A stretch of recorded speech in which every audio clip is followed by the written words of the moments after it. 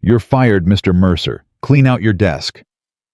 She didn't whisper it, didn't pull him aside, didn't even lower her voice.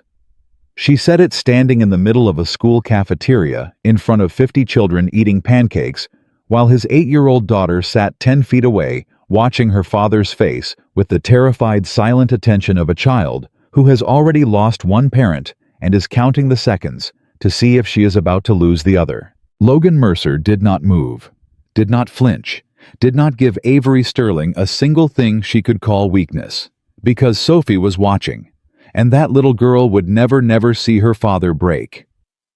If that hit you somewhere, hit subscribe. Drop your city in the comments right now. I want to see how far this story travels. Stay with me to the very end. You will not regret it. 5:47 a.m. Logan Mercer had a system. Not because he was organized by nature, he wasn't, not really. But because when you are the only adult in a household, when there is no one to catch what you drop, you build a system, or you drown. Simple as that. Alarm at 5:45.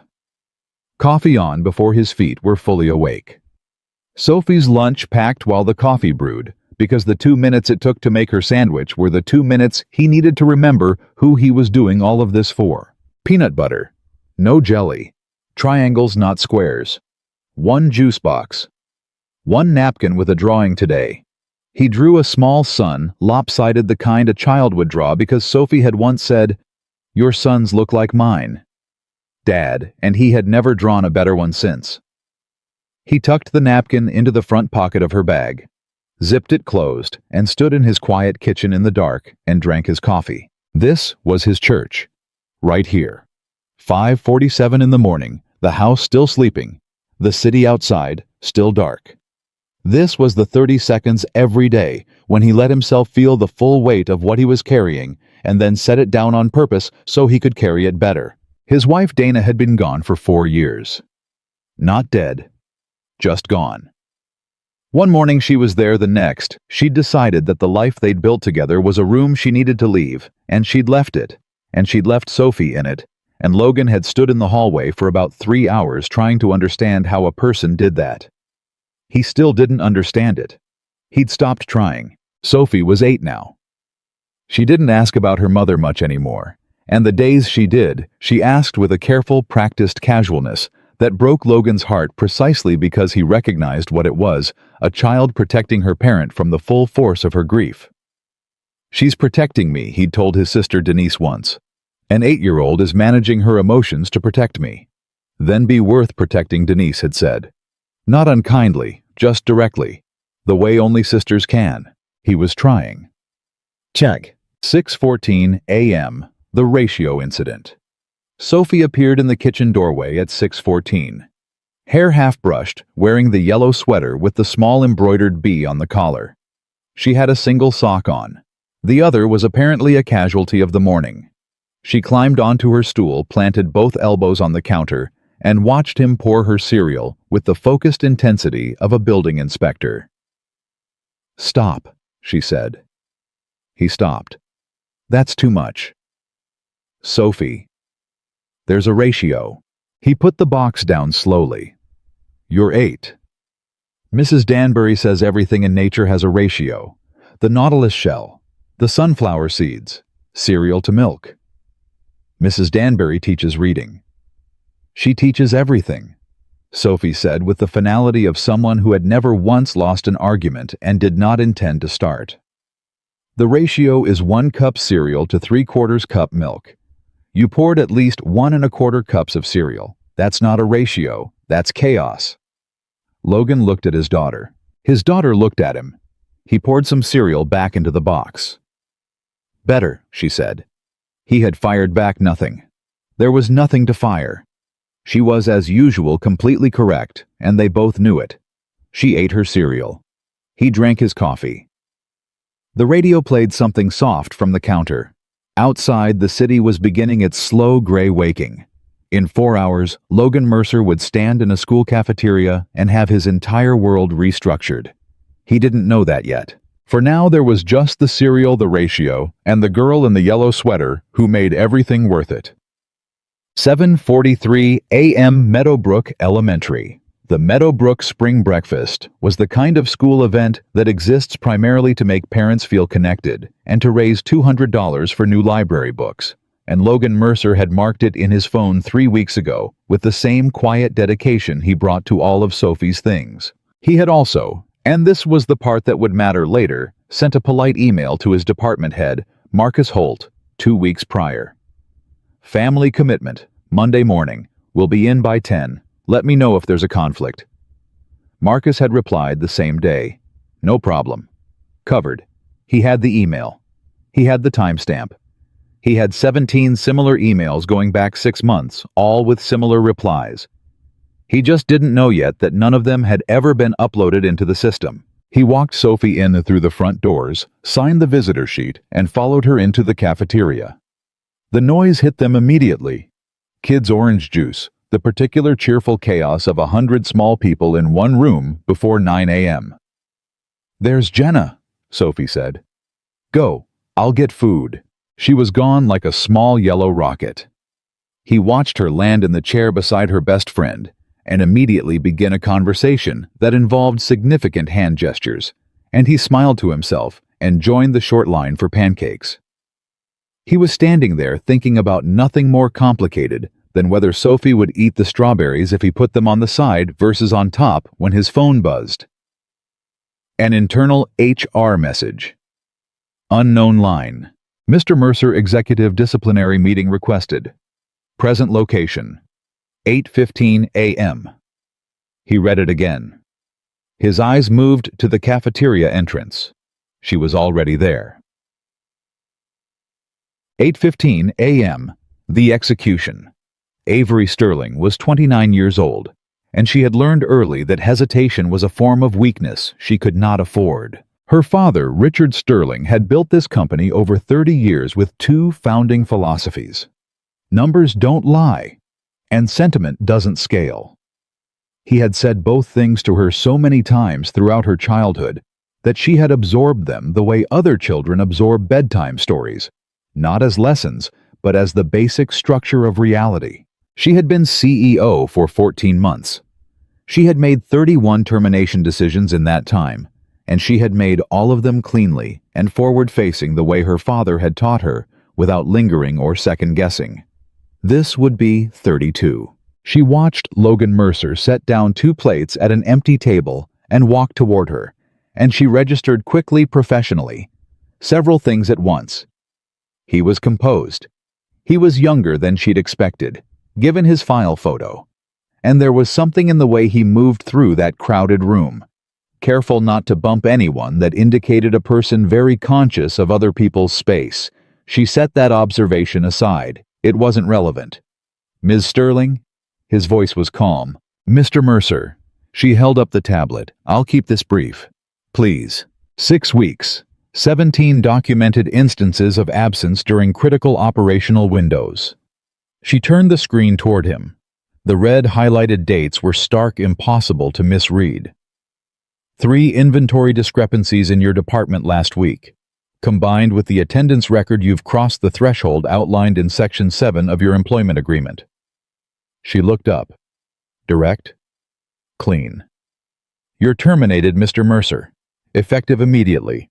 HR will contact you about severance. She began to turn. Look at me. His voice was quiet. It wasn't a demand, it didn't need to be. It was something else. Something that made her stop before she'd consciously decided to. She turned back.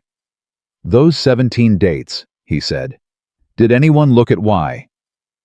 The system. My daughter had surgery on March 14th. He said it without flinching, without softening, it just laid it down like evidence. Outpatient, but I needed to be there. I submitted documentation to Marcus Holt on March 12th. He confirmed receipt. He told me he'd upload it. I followed up in person 3 days later. His eyes didn't leave hers. It's not in the system. A beat. One single beat where something moved behind Avery Sterling's carefully composed expression. That's a matter. April 3rd.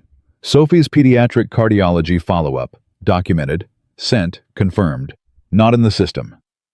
His voice stayed low. It was worse that way. A quiet voice in a loud room demands more attention than a shout. April 22nd. Emergency school pickup. She had a fever of 103. Documented. Sent. Confirmed. He paused. Not in the system. Avery's jaw was set. Her tablet was a shield. Mr. Mercer, I'm not asking you to reverse this right now, he said. And the way he said it, the complete absence of begging, hit her somewhere she hadn't expected. I'm asking you to look. Just look at the actual records before you tell my daughter her father was fired for being a bad employee. The cafeteria noise continued around them like a river that didn't know about them. The decision, Avery said, and her voice was only slightly less certain than it had been 60 seconds ago, stands, pending review. She had not intended to say pending review. It came out before she'd approved it. Something shifted in Logan's expression. Not triumph. Not even relief. Just a kind of weary acknowledgement, the look of a man who has learned to take partial credit and keep moving. Thank you, he said, meaning it. He walked back to his daughter's table, sat down, and ate breakfast. The plates. Avery walked back to her car. She sat in the driver's seat for a moment before starting the engine, something she almost never did. In the cafeteria through the window, she could see Logan Mercer cutting something on Sophie's plate. The little girl was talking, gesturing her braid already coming undone in 2 places. Logan was nodding, listening with his entire body in the way that people who are genuinely present do, not just waiting for their turn to speak. I'm asking you to look before you tell my daughter her father was fired for being a bad employee. She started the engine. She drove back to the office, and she did not think about that sentence, and she was not entirely successful. 9:47 a.m. The first crack. The folder was on her desk when she got back. Marcus Holt's signature was on the summary page. She'd asked for the raw data pull only as due diligence, a way to close the file cleanly, not reopen it. She almost didn't read it carefully. The first date she checked was March 14th. No documentation on file. She pulled up email records. Logan Mercer to Marcus Holt, March 12th. Attached pre-approved medical documentation. Sophie's outpatient procedure, March 14th. Please confirm receipt and upload. Marcus Holt's reply 47 minutes later. Received. Will handle. System record. No documentation uploaded. She checked April 3rd. Same pattern. Email chain. Confirmation. Nothing uploaded. April 22nd. Same. Her pen was in her hand and she didn't remember picking it up. She went back further. 5 months. She wasn't checking Logan Mercer's file anymore. She was checking Marcus Holt's behavior, and what she found made her sit back in her chair with the specific physical stillness of someone whose mind is moving very fast, while their body holds completely still. It wasn't just Logan. There were 3 other names. 3 other employees in the same department. Documentation submitted, confirmations sent, nothing uploaded. Performance reviews with notes that didn't match the email record. Absence records scrubbed clean of context.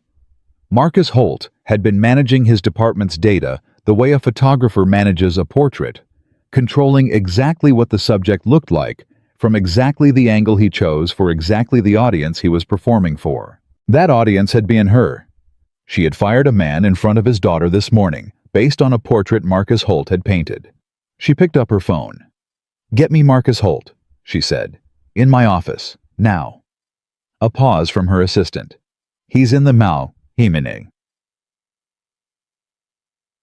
10:23 a.m. The kitchen table. Logan's laptop was open. His legal pad had 2 columns. The coffee beside him had gone cold while he wasn't paying attention. He'd typed the beginning of 4 cover letters. He'd deleted all 4. Not because he didn't know what to say, but because every time he started a new one, the same thought surfaced: this shouldn't be necessary. Not as self-pity, just as a factual observation that kept interrupting his focus like a smoke alarm that won't reset. He opened a new document, typed his name at the top, stopped. Sophie's artwork covered the cabinet doors. The handprint turkey from November. The self-portrait, where she'd given herself 3 fingers on each hand for simplicity. The water cycle diagram, in her careful, slightly too large handwriting, every arrow labeled, every stage named: evaporation, condensation, precipitation, collection. He stared at that last word for a moment. Collection. The part where everything that fell came back together. His phone rang. He picked up without looking. "Logan?" Marcus Holt's voice, careful, slightly muffled the acoustic quality of a man stepping away from people before he made a call. "I heard. I want you to know I'm going to look into this."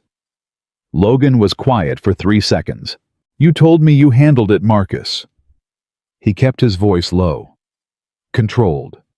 The way you keep a fire when you don't want it to become something you can't manage. March 12th. April 3rd. April 22nd. 7 other dates. You told me every single time that you had handled it. There was a system. Don't. The word came out quiet and final. I have the emails. I have your replies. I have the dates. So don't tell me there was a system issue, because what you're describing and what I have documented are 2 very different things. Marcus was silent. What I want to know, Logan said, is why. That's it. Just why. A long pause. It got complicated, Marcus said finally, and in those 3 words, Logan heard something he hadn't expected. Not defiance, not excuse-making, but the particular exhaustion of a man who had been doing something wrong long enough that complicated was all he had left to call it. My daughter had surgery, Logan said. One more time, quietly, not to wound, just to make sure it was real, that it existed in the space between them and couldn't be complicated away. She's 8 years old, and you watched me get fired in a school cafeteria over records you knew were wrong. The line was silent. I'm going to fix it, Marcus said. I know you are, Logan said. He ended the call. He looked at the water cycle diagram on the cabinet door. Collection. Everything that falls eventually comes back together. He picked up his pen and started a new column on the legal pad, and this one wasn't a list of companies to apply to. This one was titled, What Actually Happened. He was going to need it. 3:14 p.m. Sophie. The pickup line at Meadowbrook moved slowly, and Logan watched the front doors with the particular focused patience of a man who has spent years learning that the best part of any day comes out those doors at 3:15.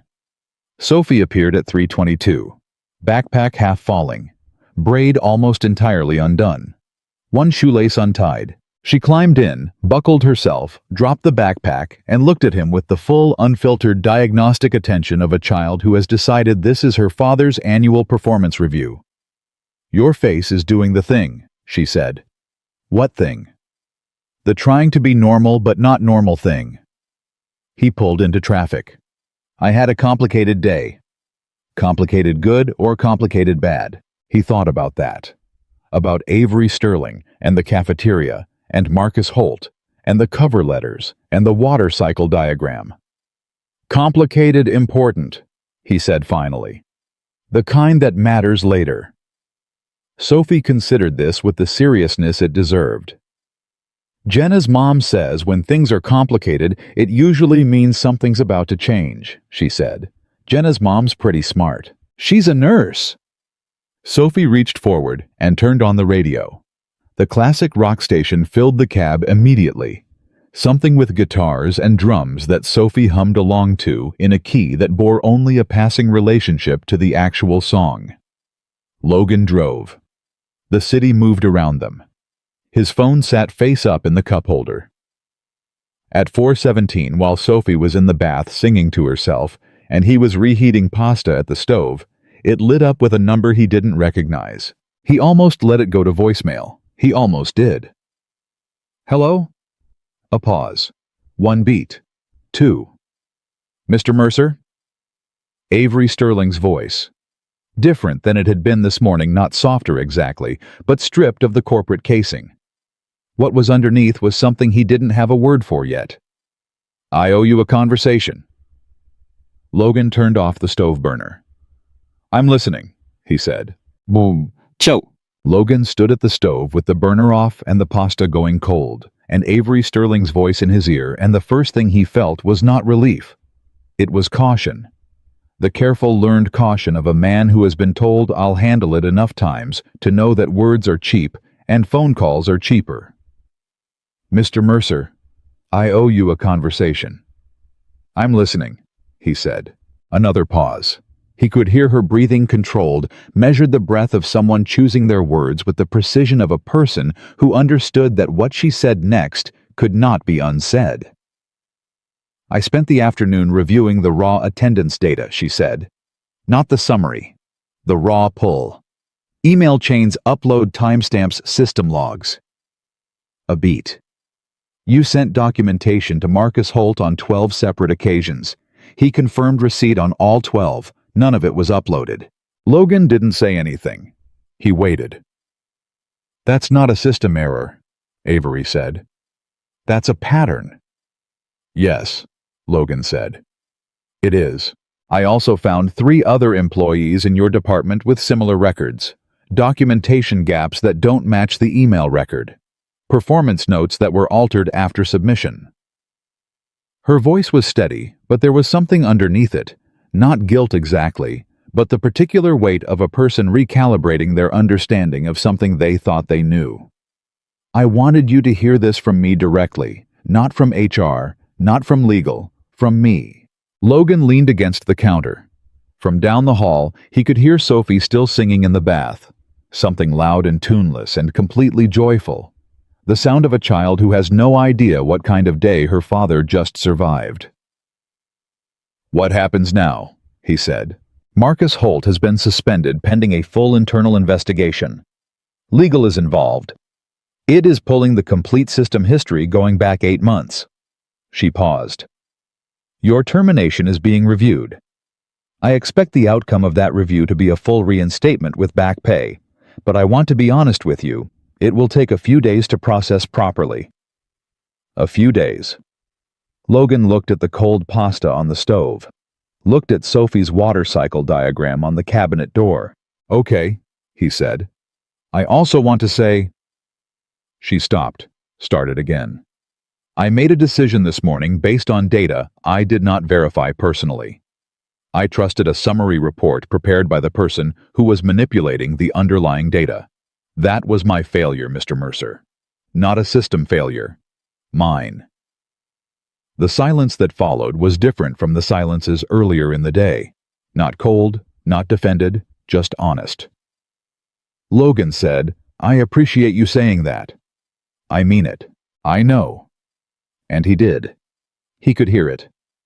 Ms. Sterling, the other 3 employees, the ones with the same pattern in their records, do they know yet? A pause. Not yet. HR will reach out. They should hear it from a person, Logan said. Not a department. A person who tells them directly that someone made a mistake and it's being corrected. He said it without accusation, just as a fact offered simply. People need to hear that from another person. It matters. The line was quiet for 3 full seconds. You're right, she said. And the way she said it, no defense, no qualification, told him something about who she was underneath the tablet and the clean corporate authority. Something he hadn't expected to find. Get some sleep, Ms. Sterling, he said. She almost laughed. It didn't quite make it all the way out, but it was close. Good night, Mr. Mercer. He put the phone down and reheated the pasta and stood at the stove listening to Sophie sing and let himself feel for the first time since 7:45 that morning, something that was almost not quite, but almost okay. He didn't know that the worst of it hadn't happened yet. None of them did, because Marcus Holt had made a phone call of his own that afternoon. And the person he'd called was not HR, and it was not legal, and it was not his own attorney. It was someone on the Sterling Dynamics board of directors, and that call was going to change everything.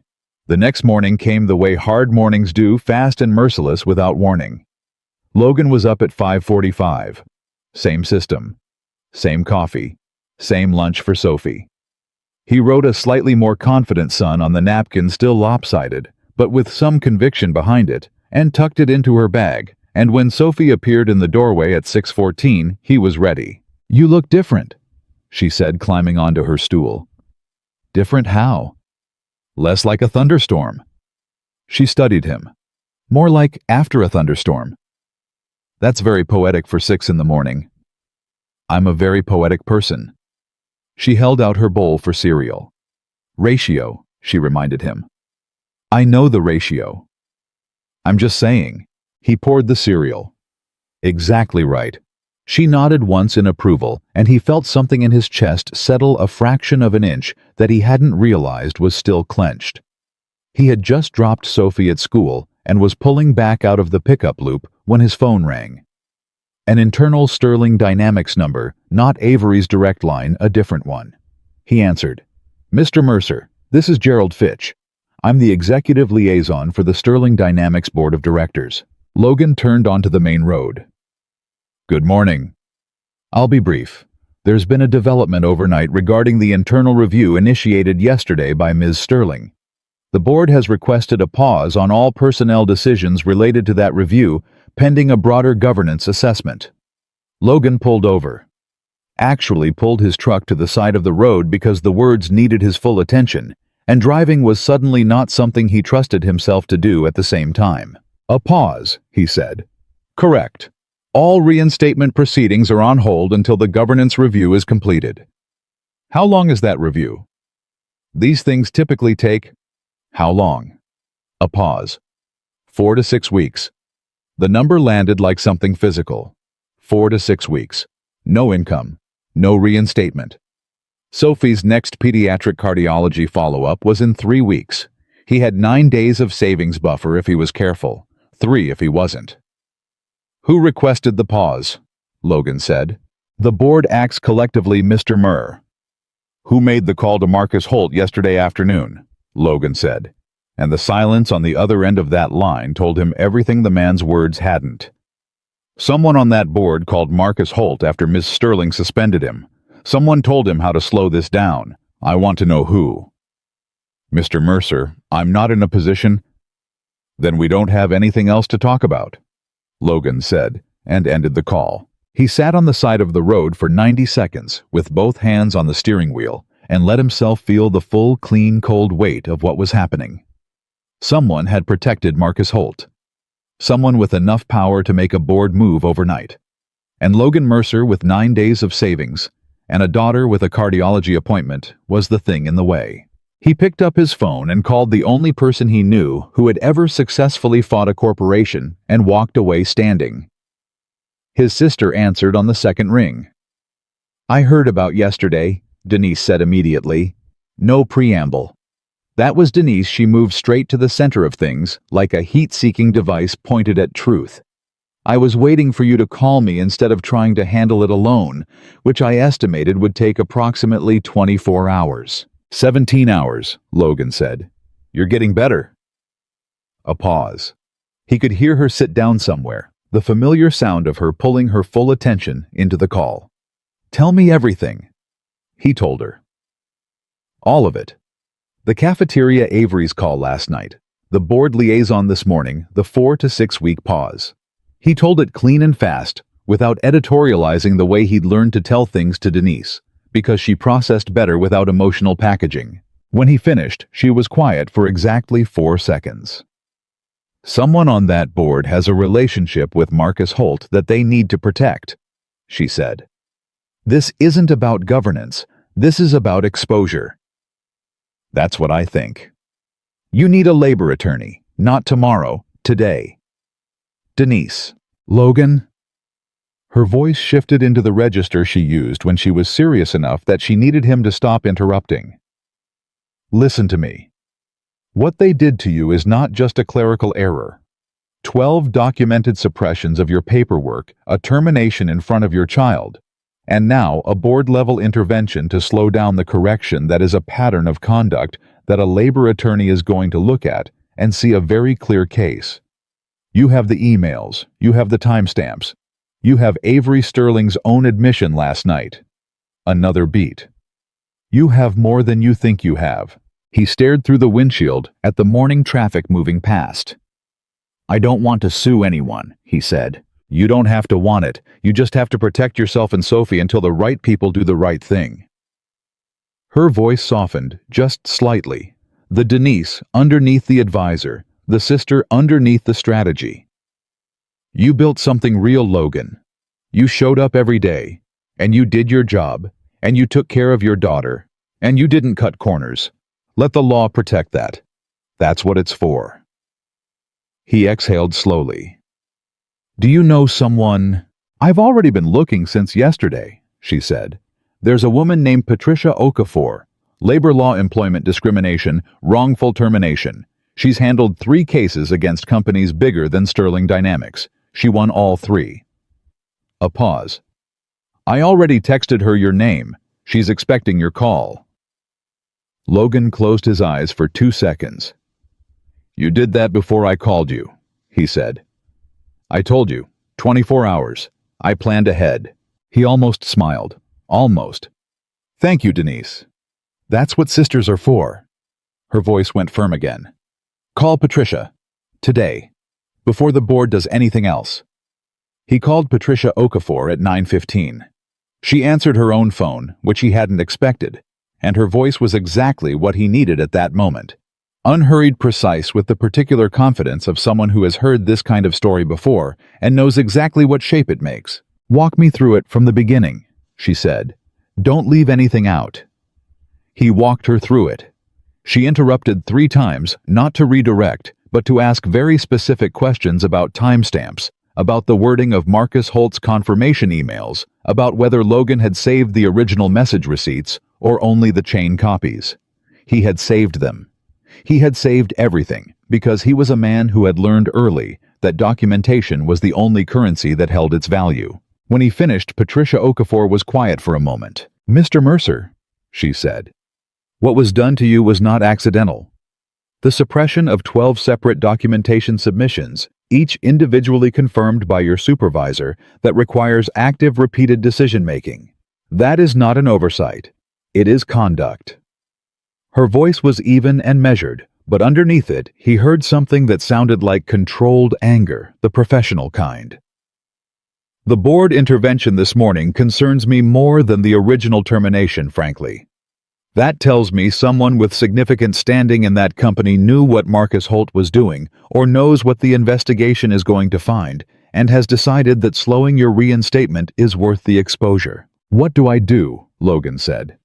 "First, do not communicate with Sterling Dynamics, Marcus Holt, Gerald Fitch, or anyone associated with the board without me present. Not a text, not an email, not a courtesy call." She paused. "Second, send me everything you have. Every email, every timestamp, every receipt confirmation. Tonight. I can have it to you in 2 hours." "Good." Another pause, slightly different in quality, the pause of someone about to say something that mattered. "Mr. Mercer, I need you to hear this clearly. The evidence you have is strong. The behavior pattern is clear. The board's intervention, if I can document it, actually strengthens your case considerably because it suggests institutional awareness of the wrongdoing." Her voice steadied. "You did nothing wrong, and I'm going to make sure the record reflects that." Logan sat at his kitchen table for a long time after he hung up. He looked at the legal pad in front of him. The column he'd started the night before what actually happened. He'd filled 2 pages since yesterday afternoon. Dates, times, names, quotes from memory written down while they were still fresh. He'd done it instinctively, the way a man raised to believe in documentation does things not because someone told him to, but because it was the right thing to do. And doing the right thing quietly without applause was the only way he knew how to operate. He added Patricia Okafor's name to the top of a new column, wrote the date, wrote the time of the call, wrote retained. Then he made Sophie's after-school snack in advance apple slices, peanut butter on the side, not touching the apple because Sophie had opinions about things touching, and put it in the fridge and went back to his laptop.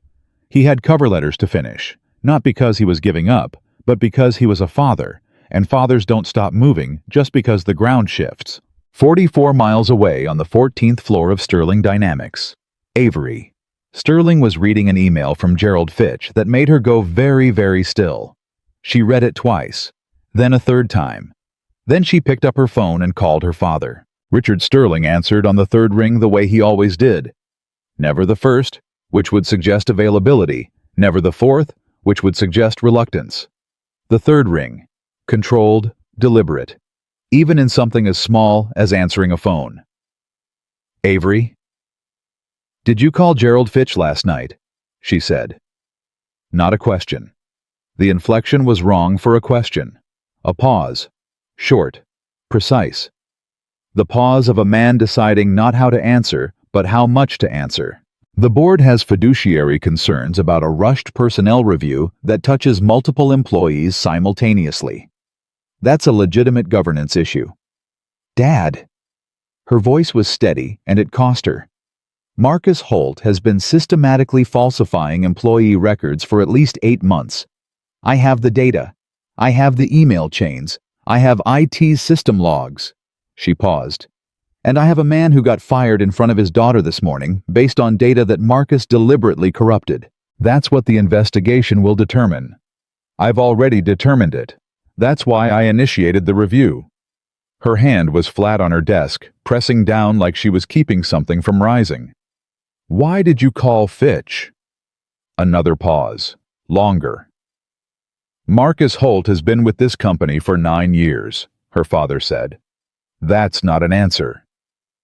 He's managed 3 of our highest performing departments. His numbers have been managed, Dad.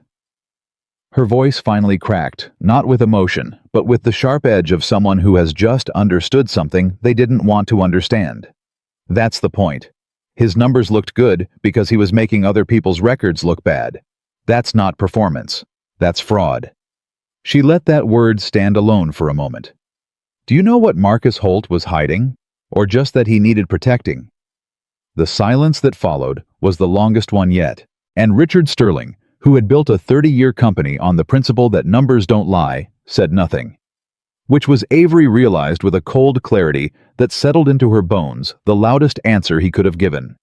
She put the phone down without ending the call formally, which she had never done to her father in her life. Then she picked it up again and dialed legal. I need everything you have on Marcus Holt, she said. Not just the last 8 months. From the beginning. Every review, every performance report, every commendation. Pull it all. Ms. Sterling, the board has requested a pause on, I'm the CEO, she said. Pull the file. She hung up. Sat back. Her office was quiet around her, the city visible through the floor-to-ceiling glass, the kind of view her father had chosen when he built this floor high enough to see everything far enough to feel removed from the ground-level consequences of decisions made up here. She'd always found that view clarifying. Right now it made her feel something closer to sick. She pulled Logan Mercer's personnel file toward her and opened it to the first page. Employee photo standard headshot. He looked younger in it before Sophie, she guessed, or early in the after, when the weight of single fatherhood was still new and hadn't yet settled into the calm, load-bearing steadiness she'd seen in him that morning.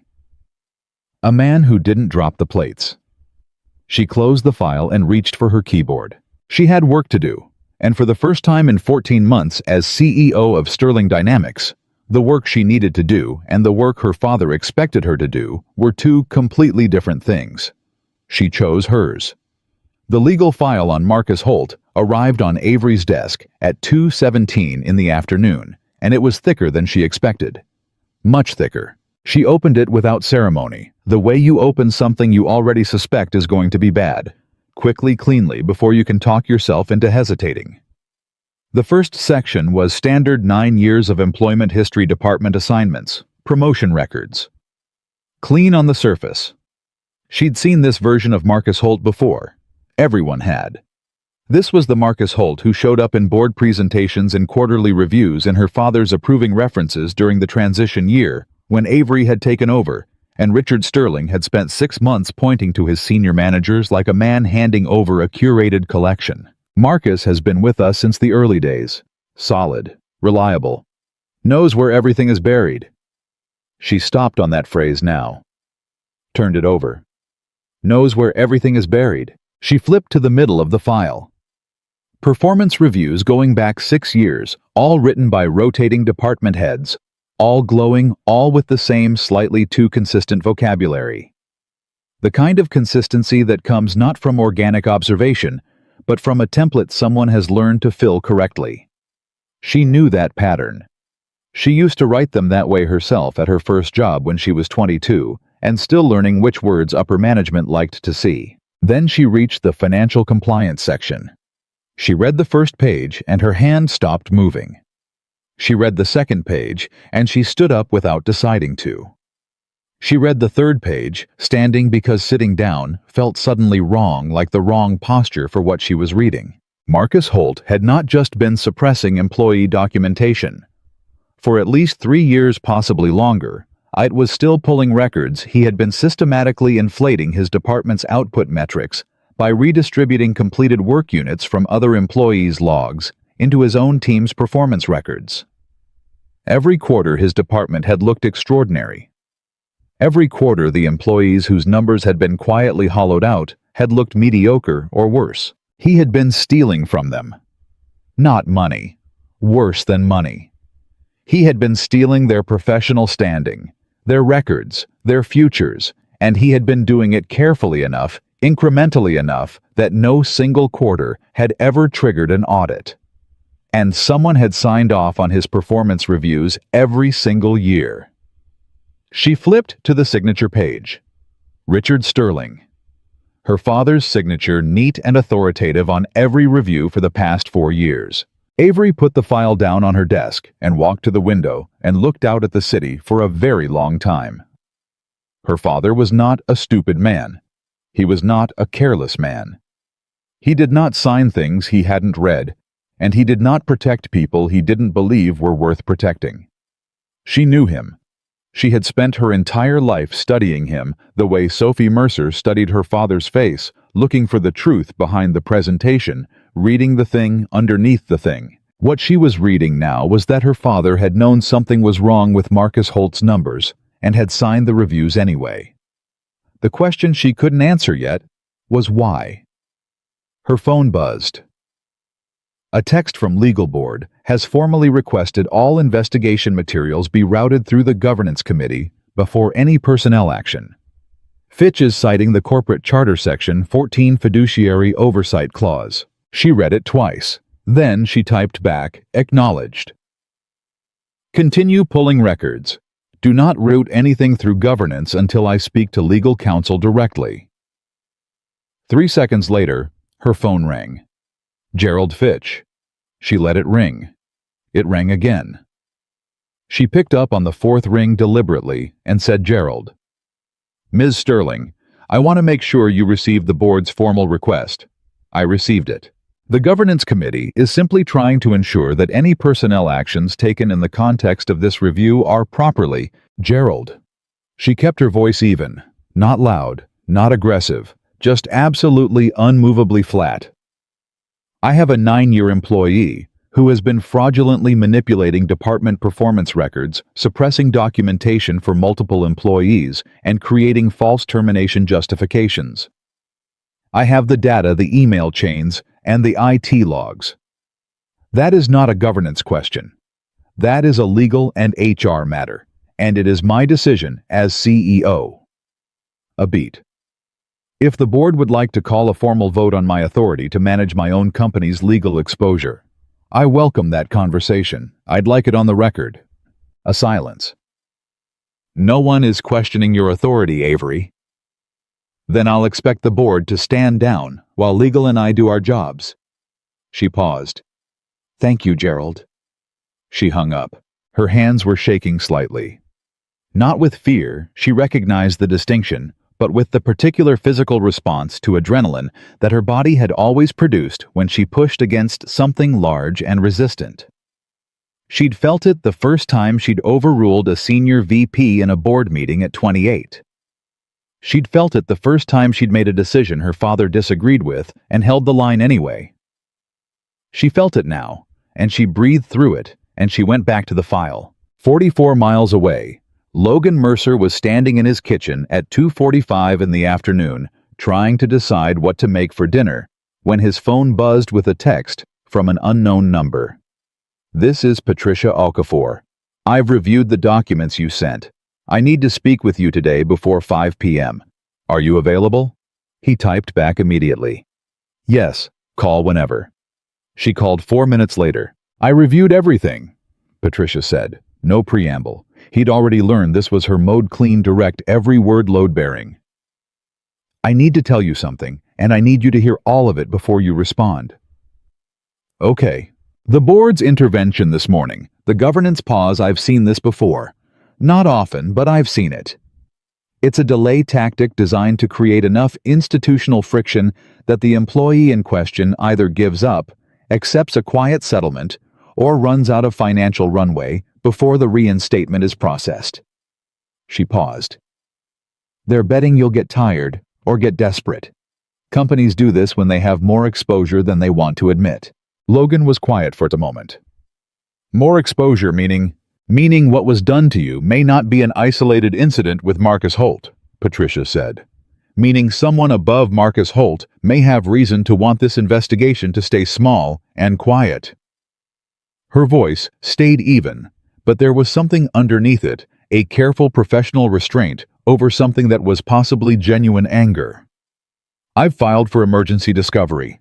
I want the full HR system audit, the board communication logs from the last 48 hours, and Marcus Holt's complete personnel file going back to his hire date. Can you get all of that? I can get it if the court agrees that the board's intervention constitutes an attempt to obstruct a legitimate reinstatement proceeding. Given the timeline, you were terminated at 8:15 a.m., the CEO initiated a review by noon, and the board intervened to pause that review by 9. The following morning. I think a judge is going to find that timeline very interesting. A pause. Logan, I need to ask you directly, how are you financially? Not because it changes the legal strategy, but because I need to know how much time we have. He looked at the refrigerator, Sophie's water cycle diagram, the handprint turkey, the 3-fingered self-portrait. 9 days comfortable, he said. Maybe 12 if I'm careful. A silence. Professional. Measuring. I'm going to file for emergency interim relief, Patricia said. It's a motion asking the court to order Sterling Dynamics to reinstate your pay pending the completion of the reinstatement review on the grounds that the board's delay is causing immediate financial harm. It doesn't guarantee reinstatement, but it can put money back in your account while we fight the larger battle. She paused. I need your authorization to file today. File it, Logan said. Good. Another pause, different, shorter, more human. You're handling this well. I'm handling it the way I handle everything, he said. One thing at a time. After he hung up, he stood in the kitchen for a long moment, in the particular silence that follows a conversation that has just confirmed that the situation is more serious than you hoped and less unwinnable than you feared. Both things at once. He'd lived in that space before. He made dinner. He picked up Sophie. He did not tell her about Patricia Okafor, or the board, or the 12 days of financial runway, because she was 8 years old and her job was to be 8, and his job was to make sure that remained true for as long as he possibly could. She told him over dinner that Kieran had finally conceded that unicorns were probably herbivores, and she had accepted the concession graciously, which she demonstrated by taking a very large and satisfied bite of her chicken. Graciously means you didn't make him feel bad about being wrong, Logan said. I know what graciously means. She considered. I told him he made a strong case for carnivores, and that I respected the creativity. That is genuinely gracious. I know. She looked at him. Your face is doing better today. Is it? More like after the thunderstorm, she confirmed. Less like during. He reached over and fixed the part in her hair that had migrated 3 inches to the left since morning, and she tolerated this with the patience of someone who has decided that some battles are not worth having, and they finished dinner in a comfortable silence that felt to Logan like the most valuable thing in the world. It was 6:47 when his phone buzzed again. This time, it was Avery Sterling's direct number. He answered, Mr. Mercer. I need to tell you something. Her voice was different again, not the stripped-down honesty of last night's call, but something rawer. Like a person who has been holding a weight all day and has just decided to set it down in front of someone else rather than keep carrying it alone. I found something in Marcus Holt's file this afternoon.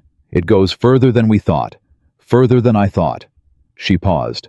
I want you to know that I am not going to let the board slow this down. I want you to hear that from me directly, not from an HR email or a legal notice. Logan moved to the back of the house, lowered his voice.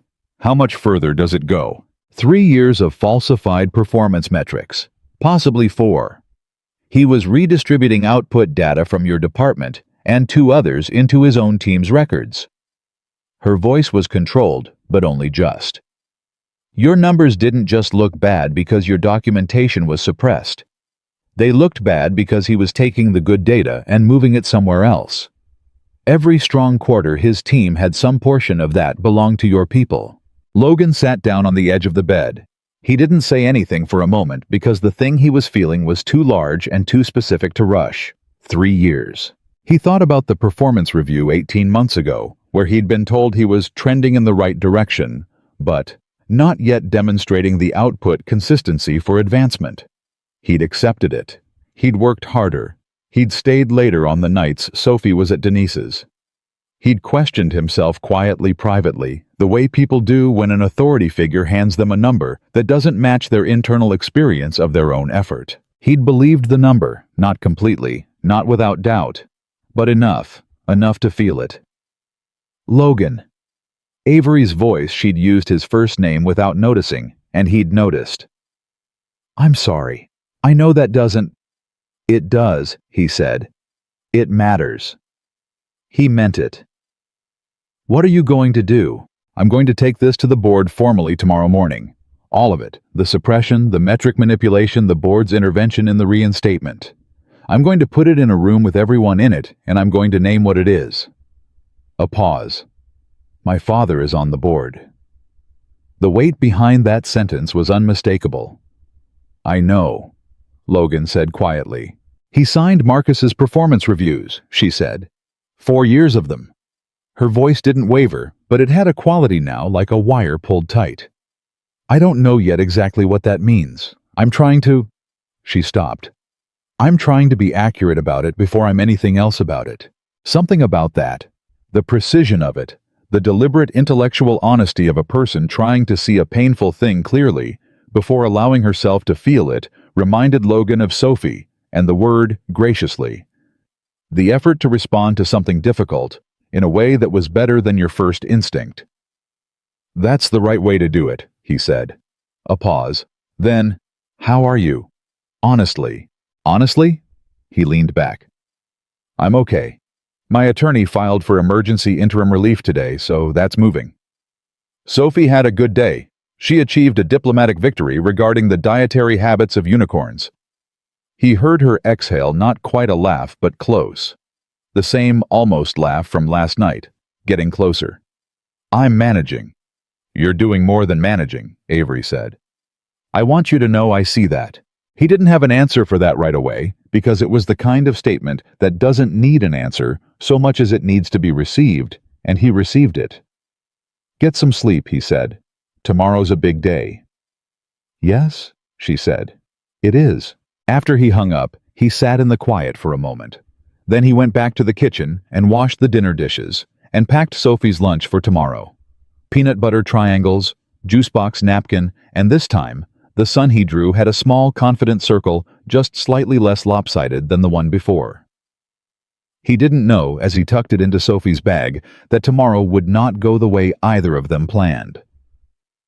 He didn't know about the storm coming. Not the metaphorical one, they were both already inside that. The real one. The one that was building 200 miles offshore, while Logan Mercer washed dishes and Avery Sterling read board meeting minutes, and Sophie slept with her braid loose on the pillow. The weather alert came through at 11 p.m. Logan was still at the kitchen table with his laptop when his phone lit up with the notification, a severe weather advisory, heavy rain, wind gusts, potential flooding on major routes starting late afternoon the next day and running through the night. He checked Sophie's calendar on his phone. No outdoor events. Cardiology pre-screening appointment rescheduled to next week. After school pickup by 3:15, drive home, normal evening. He'd be off the roads before it got bad. He closed the weather app and went back to the cover letters he was still writing because Patricia Okafor had told him to continue his job search in parallel, and he intended to follow her advice. The storm advisory sat unread in his notifications. The next day, Avery Sterling arrived at the Sterling Dynamics boardroom at 8:50 a.m. with a folder, a laptop, and the specific, quiet composure of a person who has made a decision they cannot unmake and has decided to make it fully. The board meeting was scheduled for 9. 7 members plus her father, who sat at the far end of the table in the chair he'd occupied for 30 years, the one with the best sightline to the door. He always sat where he could see who was coming in and who was leaving. Today, she didn't look at him when she walked in, not to be unkind.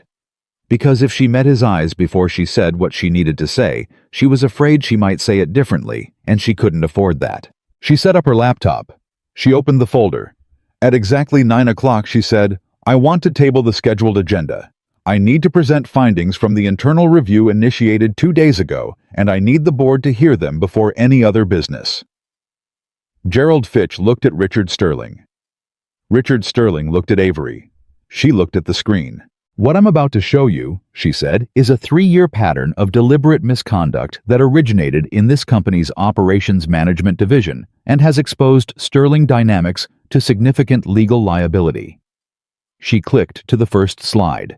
Not a presentation slide, just raw data, the kind that doesn't allow for interpretation. "I'm going to walk through it completely, and then I'm going to tell you what I intend to do about it, and I'm going to need the board's formal support." She paused. "Or I'm going to need to understand why I don't have it." She heard her father shift in his chair. She kept her eyes on the screen. She began. For 40 minutes, no one interrupted her. The data was too clean to argue with. The email chains were too clear. The IT logs were time-stamped and irrefutable. The gap between what Marcus Holt's records showed and what the raw system data showed was not a rounding error or a reporting lag. It was a chasm, and on one side of it were real employees, Logan Mercer and 3 others, whose careers had been quietly systematically dismantled to make someone else's numbers shine.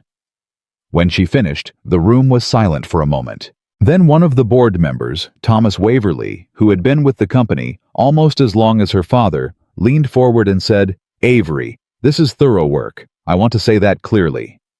He glanced briefly at Richard. "And I want to say also clearly that I think we all agree the appropriate path forward is full cooperation with the legal process and immediate reinstatement of the affected employees." He said it directly. He said it while looking at the end of the table. Avery looked at her father. Richard Sterling was quiet for a long moment. His face was the face she'd been reading her entire life. The composed, forward-facing expression of a man who managed his reactions the way he managed his numbers. Clean on the surface. Controlled. Then he said, "Avery." Just her name. In the voice he used when she was 12 and had done something he needed her to understand the full weight of. "I know," she said. And she did. She knew the conversation they would need to have, not in this room, not in front of 7 board members, and a laptop full of evidence, but somewhere private and honest, and probably very painful. "I know, Dad, but not today." She turned back to the room. "I'll need a formal board resolution supporting the reinstatement of all 4 affected employees effective immediately with full back pay. I'll also need authorization to proceed with the external legal review of Marcus Holt's conduct without the governance pause." She kept her voice steady. "Can I have that today?" Thomas Waverly said, "You have my vote." 5 other hands went up. Avery didn't look at the end of the table to count the 7th. She didn't need to. Outside, the first clouds of the evening storm were beginning to gather, dark and heavy, moving inland from the coast with the slow, inevitable momentum of things that have been building for a long time. By 3 p.m., the rain had started. By 4, it was serious. By 4:30, when Logan was pulling out of the Meadowbrook pickup loop, with Sophie buckled in the back seat, and a fever he hadn't known about an hour ago burning in her small body at 102.4. The wind was picking up, and the radio was saying words like dangerous conditions and avoid unnecessary travel. He checked the thermometer reading on his phone again. 102.4. "I feel bad," Sophie said from the back seat, her voice smaller than usual, stripped of its characteristic authority. "Like actually bad, not drama bad." "I know, Bug. I'm going to get you home and get you comfortable, okay?" "Okay." A pause. "Dad?" "Yeah." "Can you put on the radio?" Even sick, she wanted the classic rock station. He turned it on. She leaned against the window and closed her eyes. The rain was heavy now, and the highway was moving slower than it should have been, and Logan kept his hands steady on the wheel and his eyes on the road, and didn't let himself think about anything except the distance between here and home. He was 20 minutes out when he saw the car on the shoulder. Hazard lights. A figure standing beside it in the rain phone, pressed to their ear, the particular posture of someone who has been standing in the rain long enough to be thoroughly soaked and is trying to maintain composure through it anyway. He recognized the posture before he recognized the person. He recognized the person before he'd consciously decided to slow down. Avery Sterling was standing on the shoulder of the highway in the rain, and her car was clearly not going anywhere, and she was completely alone. Logan Mercer pulled over. He sat for exactly 2 seconds. Sophie coughed in the back seat. He put the truck in park. He didn't think about it. That was the thing. Later, when he tried to reconstruct the moment, he couldn't find a decision inside it. Just the truck slowing, then stopping. Then his hand on the door handle operating on something below the level of conscious thought. The same instinct that made him keep the baby monitor on. The same instinct that made him draw lopsided suns on napkins.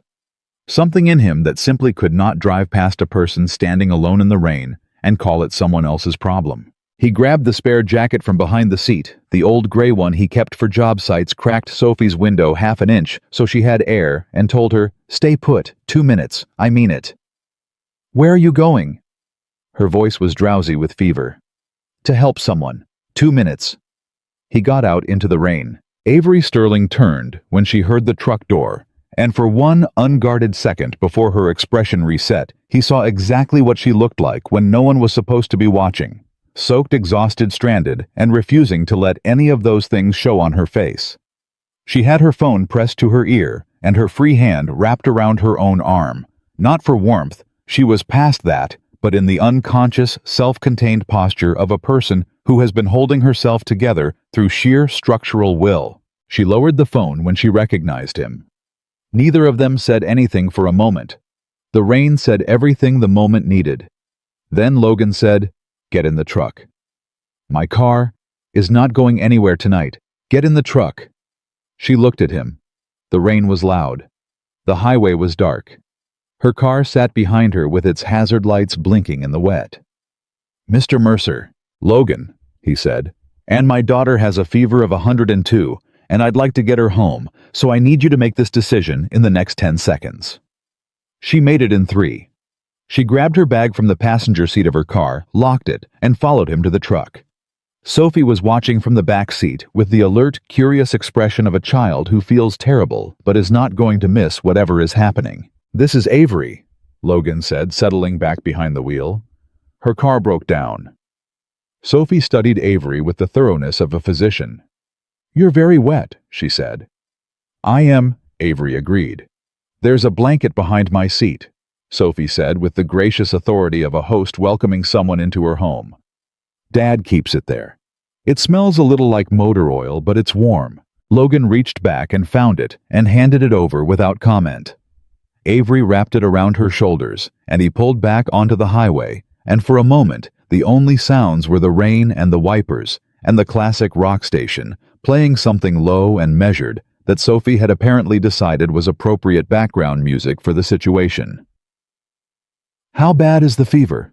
Avery asked quietly, so Sophie wouldn't hear the concern behind the question. 102.4, Logan said just as quietly.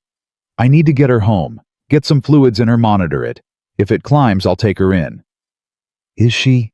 "She's okay," he said. "Steady, certain.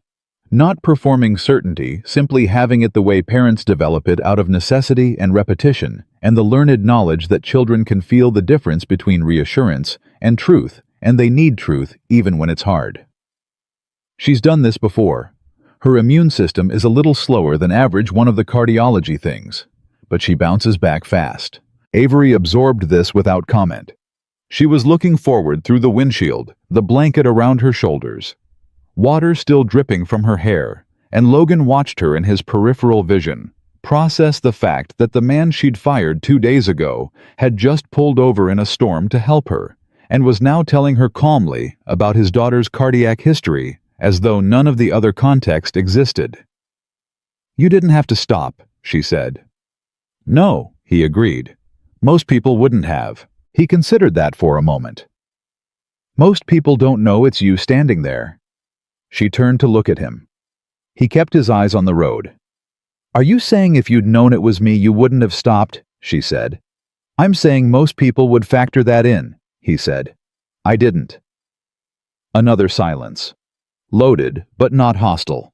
The kind of silence that happens when someone has said something true and the other person is deciding what to do with it. From the back seat, Sophie said without opening her eyes, "He always stops. One time he stopped for a raccoon." "The raccoon was injured," Logan said. "It was fine," Sophie said. "It was just annoyed. It was limping. It ran away at full speed when you got close. Because I startled it." "Dad." Her voice carried the exhausted, fond exasperation of a child who has had this exact argument before and enjoys having it again. "The raccoon was fine." Avery made a sound. This time, the almost laugh actually arrived small, involuntary, completely genuine. Logan heard it, and something in his chest moved just slightly the way something moves when you've been waiting for a thing to be real, and it finally is. Sophie cracked one eye open, looked at Avery, appeared satisfied, and closed it again. They drove in silence for a few minutes. The rain was heavier now, the road narrower, the city retreating behind them as they moved into the residential stretch where Logan's house was. He focused on the road. Avery focused on whatever she was focusing on, her hands folded in her lap, something working behind her eyes that he didn't press on. Then she said, "I had the board meeting today." "I know. Patricia told me it went through.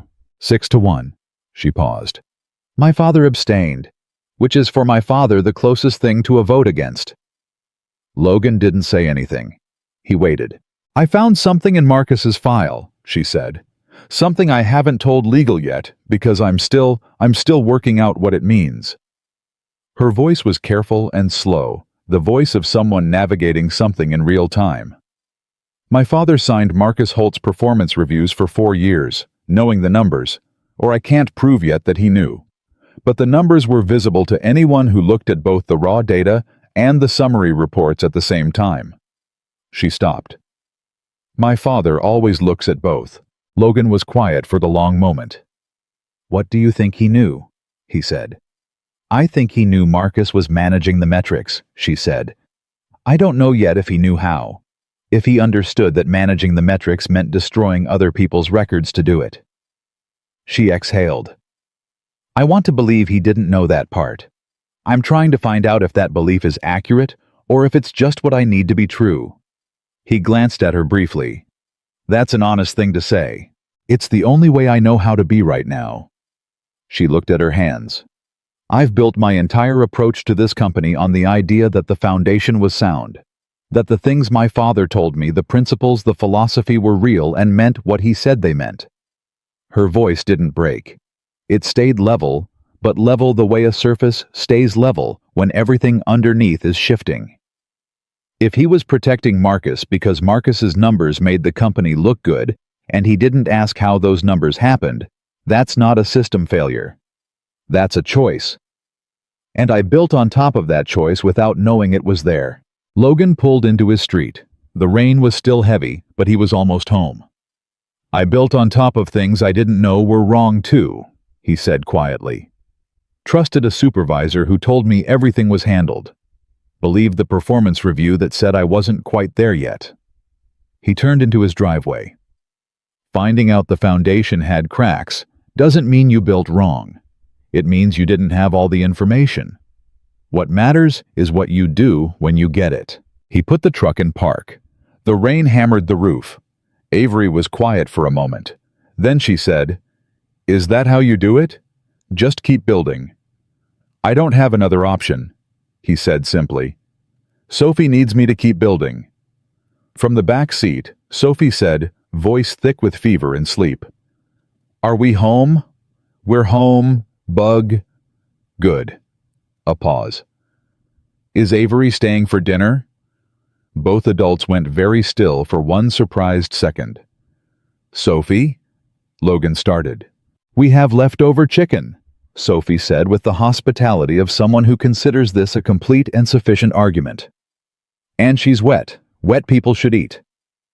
Logan looked at Avery. Avery looked at Logan. "I can call a car," she said.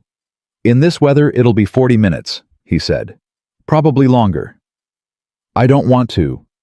"Wet people should eat," Sophie said firmly from behind closed eyes, and somehow that was the end of the discussion. Logan got Sophie out of the truck. She was boneless with fever, leaning into him completely, her head on his shoulder, and carried her inside, and Avery followed with her bag and the motor oil blanket, and the strange, suspended quality of a person who has stepped outside the normal boundaries of their life and isn't entirely sure what the rules are. Logan got Sophie changed into pajamas, took her temperature again, 102.1, trending slightly down, gave her children's acetaminophen, got water and crackers on the nightstand, and sat on the edge of her bed for 90 seconds while she settled. "Avery seems okay," Sophie said, her voice fading toward sleep. "Yeah," Logan said. "You should give her dry socks." "I'll handle it." "Dad." Her eyes opened slightly. She was trying not to cry out there. "Did you notice?" He had noticed. He hadn't said anything about it. "You notice a lot," he said. "I notice everything," she said. "You taught me that." Her eyes closed fully. "Give her the socks." He went back to the kitchen. Avery was standing at the counter, not sitting, standing in the careful posture of someone who didn't want to assume, still in her damp clothes, the blanket set neatly on the chair. He went to the hall closet and came back with a pair of thick wool socks and set them on the counter in front of her without comment. She looked at them, then at him. "Sophie." "Sophie," he confirmed. She sat down and put on the socks, and something about the ordinariness of it. The CEO of Sterling Dynamics, sitting at his kitchen table putting on borrowed wool socks, seemed to release something in her. Not a breakdown, not a performance.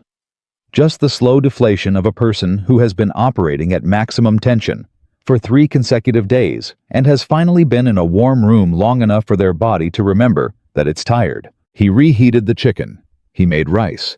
He put a plate in front of her and she said, "You don't have to." And he said, "I know." And she ate. They sat at his kitchen table with the rain against the windows, and Sophie asleep down the hall and the leftover chicken between them, and they talked. Not about the board, not about legal or Patricia Okafor or Marcus Holt or 4 to 6 week governance reviews. They talked the way people talk when the professional infrastructure has temporarily collapsed and all that's left is 2 human beings in a kitchen at night. She told him about the first company decision she'd ever made, that her father disagreed with a supplier contract she'd renegotiated at 26 early in her career, before she'd had any real authority, and how he'd called it emotional, and how she'd stood in his office and said quietly that the numbers supported her position, and how he'd looked at her with something that she'd read as pride, but was now reconsidering. He told her about Dana, not the whole story, but the outline of it. The morning he'd stood in the hallway, Sophie in the room at the end, the decision to stop trying to understand it and start building what remained. "How did you know what to build?" she asked. "I looked at what was still there," he said.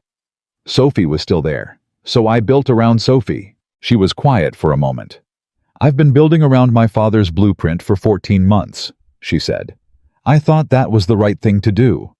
I thought if I learn from him, if I apply his principles carefully, that's leadership." She looked at her hands. "I didn't consider that some of his principles might have exceptions he never told me about." "What are you going to do?" She looked up. "I'm going to build my own blueprint," She said it simply, without drama, without performance.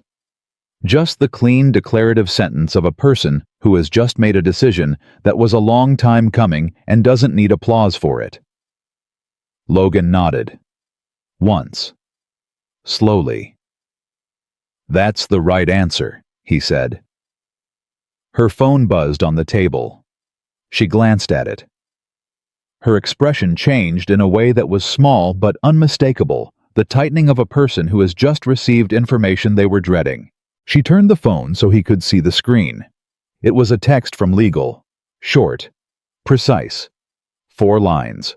Marcus Holt has retained counsel and filed a counterclaim against Sterling Dynamics. Alleges wrongful suspension, defamation, breach of employment contract.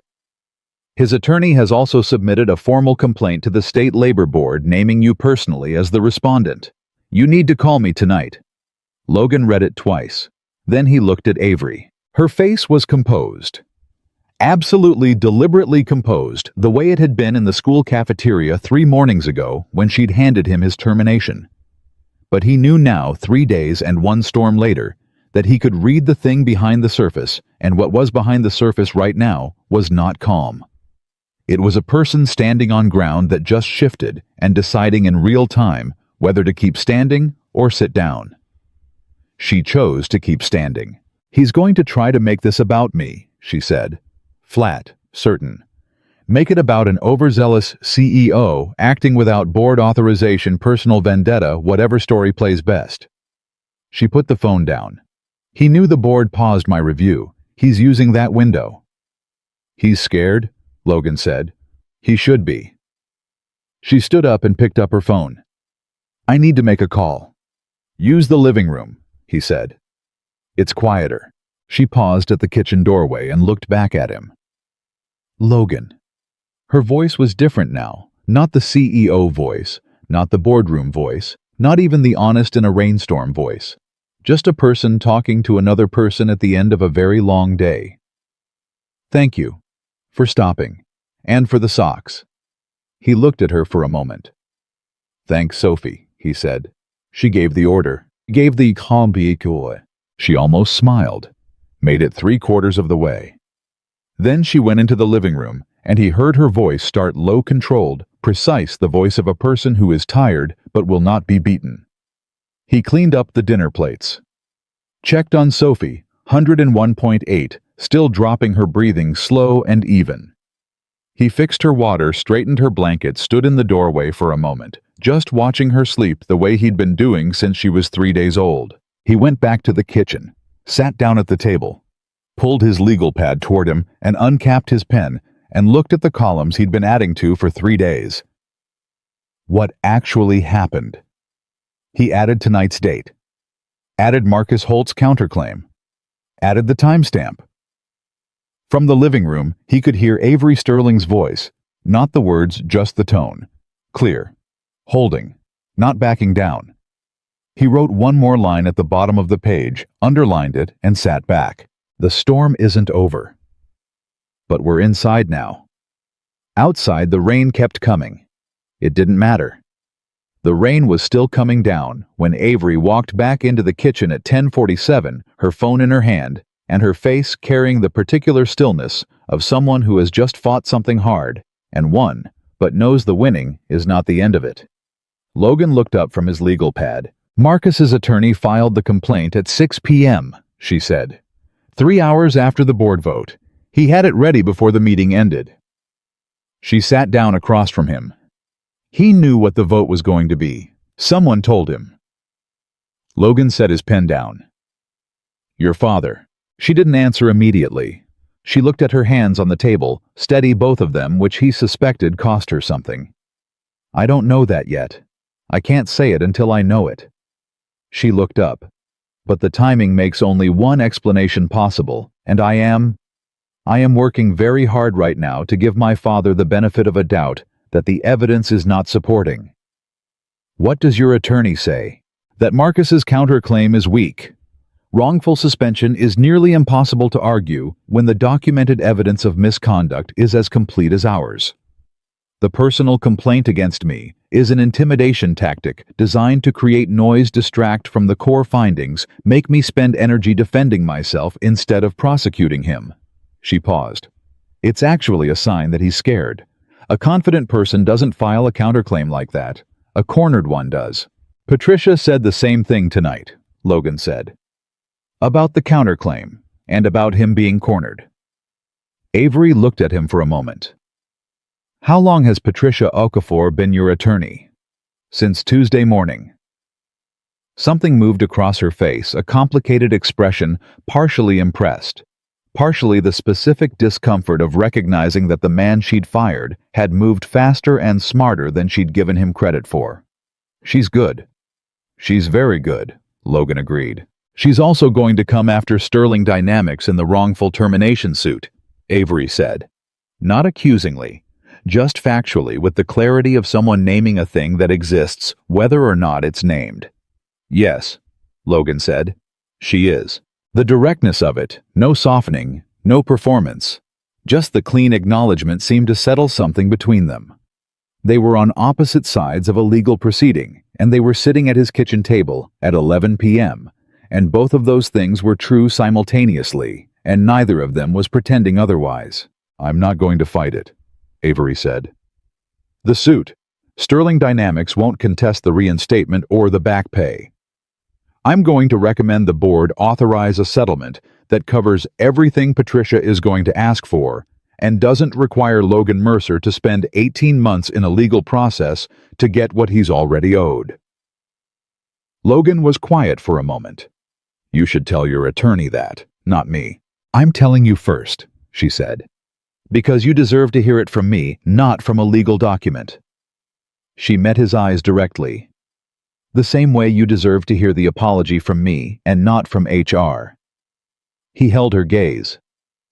Outside, the rain shifted, not lighter but different. The particular quality that means the worst of it has passed, and what's left is the long, steady rain that comes after. "I believe you," he said. She nodded once. Then she picked up her phone. "I should call a car. It's almost 11. "I know.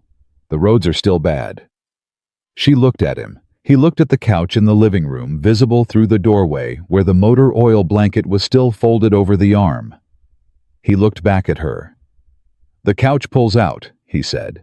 "There are sheets in the closet. Sophie will be up at 6:15 and she will absolutely interrogate you about the unicorn thing, and I cannot protect you from that." He paused. "But it's safer than the roads tonight." Avery Sterling looked at him for a long moment. The CEO. The blueprint. The woman who had spent 14 months building on a foundation she was only now discovering had cracks. "Okay," she said, quietly, simply. The same word he'd used in the cafeteria 3 days ago, not defeated, not relieved, just accepting the reality of a situation and choosing to be present in it. She helped him clear the dinner plates. He found the sheets. She made up the couch with the efficient, self-sufficient movements of a person who has been taking care of themselves for a long time and doesn't need instruction. He checked on Sophie one more time, 101.2, still dropping, still sleeping soundly, and turned off the hall light. He stood in his own doorway for a moment. 3 days ago, he had been fired in a school cafeteria. Tonight, the person who fired him was sleeping on his couch, and his daughter's fever was breaking, and his attorney had filed for emergency relief, and the board had voted 6-1, and Marcus Holt was cornered. The ground was still uncertain. The legal process would take weeks. The financial pressure was real, and would remain real until Patricia's emergency motion came through. His father. His father had nothing to do with any of this, but he thought of him anyway, the way he sometimes did in the late-night quiet. A man who had worked 30 years in a steel plant and come home every single day, and never once suggested that showing up was optional. "You don't get credit for doing what you're supposed to do," his father used to say. "But you lose everything if you stop." He had not stopped. He went to sleep. In the morning, Sophie woke at 6:14, 1 minute early, which she considered a personal achievement, padded into the living room, and found Avery Sterling sitting up on the pull-out couch with the motor oil blanket around her shoulders, and her phone in her hand, and her hair doing something that no boardroom had ever witnessed. Sophie stood in the doorway and assessed the situation. "Your fever broke," Avery said. Sophie touched her own forehead. "How do you know?" "You have color back, and you're standing straight. Yesterday you were leaning." Sophie considered this diagnosis seriously. "Are you a doctor?" "No." "You should maybe be a doctor." She sat down on the edge of the couch. "Did you sleep okay?" "Better than I expected." "The couch smells like Dad's old dog," Sophie said in the tone of full disclosure. "He died 4 years ago. His name was Walter." "That's a good name for a dog." "He was a very good dog." She looked at Avery directly, the full, unfiltered Sophie Mercer diagnostic gaze. "Are you okay? You looked like you were thinking hard." Avery put her phone down. "I was," she said. "What about how to fix something I broke?" Sophie absorbed this with the seriousness it deserved. "Dad says fixing things is harder than building them," she said. "Because when you build something, you know all the pieces. But when you fix something, you have to figure out which pieces are broken first." Avery looked at this 8-year-old child for a moment. "Your dad's very smart," she said. "I know." Sophie stood up. "I'm going to make cereal. There's a ratio. I'll show you." Logan appeared in this kitchen doorway 2 minutes later, hair unreasonable, coffee not yet in hand, and found his daughter instructing Avery Sterling on the precise cereal-to-milk ratio, with the focused authority of a professor introducing a foundational concept to a promising student. Avery was listening with genuine attention. Taking Logan noticed exactly the right amount of cereal. Sophie approved. He made coffee. The rain had stopped sometime in the night, and the morning was gray and clean and quiet. The way mornings are after a serious storm when the world is still recalibrating. Avery left at 7:30. Her car had been towed overnight. She'd arranged it from the couch at midnight, and a driver came to collect her. She stood at the front door with her bag and her professional posture restored almost completely, except that she was still wearing the wool socks. "I'll have legal contact Patricia today," she said. "I know you will," Logan said. She looked at Sophie, who was watching from the hallway with her arms crossed and the expression of a person conducting a final evaluation. "Thank you for the cereal tutorial." "You're a good student," Sophie said. "You asked good questions." "I learned from a good teacher." Sophie accepted this with a dignified nod. Avery looked at Logan one more time. Something in the look was an entire conversation, acknowledgement, and apology, and the particular unspoken thing that happens between two people who have been through something real together and know that it changed them both, even if neither of them has the vocabulary for it yet. "Logan," she said. "Avery," he said. The driver honked once from the street. She left. Sophie watched the car pull away from the window, then looked at Logan with the expression she used when she had formed an opinion and was deciding whether to share it. "She's going to be okay," Sophie said. "Yeah," Logan said. "I think she is." "Are we going to be okay?" He crouched down to her level. She was at 101 flat, still slightly feverish, her braid entirely undone, wearing the pajamas with the small yellow stars, and she was looking at him with the complete and absolute trust of a person who has decided that his answer is the answer. "We already are," he said, and unlike the careful working on it of 3 days ago, this was not a managed answer. It was the truth plainly, and she knew the difference. "Okay," she said. And because she trusted him completely, that was enough. Patricia Okafor called at 9:15. "Sterling Dynamics Legal reached out this morning," she said. "They want to discuss settlement parameters." "Avery said she'd call," Logan said. "She did more than that. She called my cell personally before she called the firm's main line." A pause that carried in it something that sounded like professional respect. "She wants to settle fully and quickly. No drawn-out process. Full reinstatement, complete back pay, compensation for damages, including the emergency intervention period. And this is the part I want you to hear clearly. A formal written acknowledgement from Sterling Dynamics that your termination was wrongful and that your employment record will reflect no negative action, not just corrected. Cleared. Completely. Logan was at his kitchen table. His legal pad was in front of him. Sophie's artwork was on the cabinet doors. The other 3 employees, he said. Being handled in parallel, Patricia said. Same terms. Avery specifically requested they be processed simultaneously, not after yours. Her words apparently were that they all deserved to hear it from a person, not a department. He had said those words to her 4 nights ago. She had listened. What about Marcus Holt? Logan said. His counterclaim was withdrawn this morning. The pause that followed was brief and complete. Apparently, his attorney reviewed the full evidence package that IT compiled and advised him that proceeding was not in his interest. Another pause.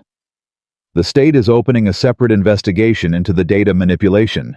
That's out of our hands now, but Logan, what he did to you and those other employees has a name in employment law, and the state takes it seriously. Logan looked at the water cycle diagram on the cabinet door. Evaporation, condensation, precipitation, collection. And the board, he said. The intervention. Patricia was quiet for a moment. That's a more complicated question. The board's legal exposure for the governance pause is real, but harder to prosecute directly. However, she paused, and he heard something sharpen in her voice, the way it sharpened when she was about to say something significant. The communication logs IT pulled show a message from a board member's personal account to Marcus Holt the evening of the suspension. Before Avery called you. The contents are, she chose her word carefully, relevant. The state investigation will have access to them. Logan was very still. Richard Sterling, he said. Patricia did not confirm it. She also did not deny it. The investigation will determine that, she said. It's not our fight. Our fight is yours and it's won. He exhaled slowly, long and steady and all the way out. What do I need to do? He said. Review the settlement terms when I send them. If you approve, we sign by Friday. You'll be formally reinstated Monday morning with full back pay deposited by end of day. She paused. Logan, it's over. The right outcome is happening. He put the phone down and sat at his kitchen table in the morning quiet. Sophie was in her room getting dressed, narrating something to herself in the particular half-singing, half-talking tone she used when she thought no one was listening, a story about a princess who was also a scientist, who was also apparently an expert on the dietary habits of magical animals. He picked up his pen. He turned to the last page of his legal pad, the one that had started 3 days ago as what actually happened, and he added the final entry. The date, the time, Patricia's words. The right outcome is happening. He closed the pad. 2 weeks later, Logan Mercer walked back through the doors of Sterling Dynamics at 8:45 on a Monday morning. He signed in at the front desk. He rode the elevator to the 3rd floor. His keycard worked. His desk was exactly as he'd left it, and on top of it was a single envelope, no letterhead, no official seal, just his name written by hand in the clean, deliberate script of someone who chose to do things personally when they mattered. He opened it. Inside was a letter. 1 page. No legal language. Logan. What was taken from you wasn't just a job. It was the record of your effort, your integrity, and your presence. What I can return is the record. What I can't return is the time. And I want you to know I understand the difference. I'm sorry for the cost. I mean that without qualification. The blueprint I was given had flaws I didn't see. I'm building a new one. I hope you'll be part of what it becomes. Avery. He folded it and put it in his jacket pocket. 3 weeks after that, Sophie's cardiology pre-screening came back clean. No changes, stable. See you in 6 months. She celebrated by declaring that this proved the human heart was more resilient than people gave it credit for, a statement she delivered at the dinner table with the satisfied authority of someone who has done extensive research, then ate her entire serving of pasta, plus most of Logan's. The formal state investigation into Marcus Holt's conduct concluded 4 months after that. He was found liable for systematic employment record falsification affecting 6 employees, over a 3-year period. His employment law license, he'd had a background in HR compliance, which was, Logan thought, one of the more grimly perfect ironies of the whole situation, was suspended pending further proceedings. Richard Sterling resigned from the Sterling Dynamics board quietly on a Tuesday with a statement that cited health reasons. Avery released a single-sentence comment. "My father built something real. I intend to honor that by making it better." She said nothing else publicly, and Logan, who understood by now the precise discipline it took to say the necessary thing and not the full thing, respected her for it. The conversation between father and daughter happened privately in a way that was none of the world's business, and Logan never asked about it, and Avery never volunteered it, and that was exactly right. Patricia Okafor sent him a card when the settlement cleared. Handwritten. 3 sentences. "You handled this with more integrity than most people manage when everything is going well. Sophie is lucky. So is anyone who works with you." He put it next to the letter from Avery in his desk drawer. On a Friday evening in October, 4 months after the morning of the cafeteria, Logan picked Sophie up from school and she climbed into the truck with her backpack and her half-undone braid and her one untied shoelace and looked at him with the evaluating expression he knew as well as his own reflection. "Your face is doing the normal thing," she said. "Is it the actual normal thing, not the trying to be normal thing? The real one?"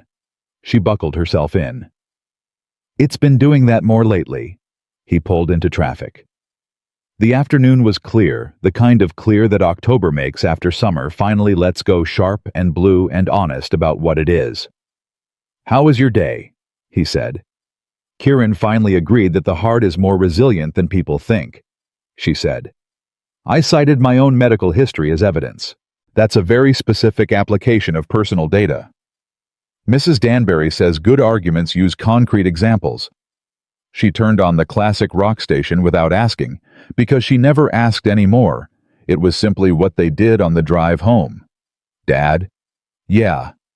"Are we good?" He drove for a moment, past the school, past the park, onto the long residential stretch toward home. The music played. The light came through the windshield, the way October light does, low and golden and unhurried. "We're good, Bug," he said. She nodded once, satisfied, and looked out the window and hummed along inexpertly to a song she'd decided she loved, and Logan Mercer drove them home through the clean October afternoon, and felt not relieved, not vindicated, not triumphant, just steady. The particular steadiness of a person who went through something that could have broken him, and bent, but did not break, and came out the other side knowing exactly what he was made of. He had always known, really. He'd just needed the storm to prove it.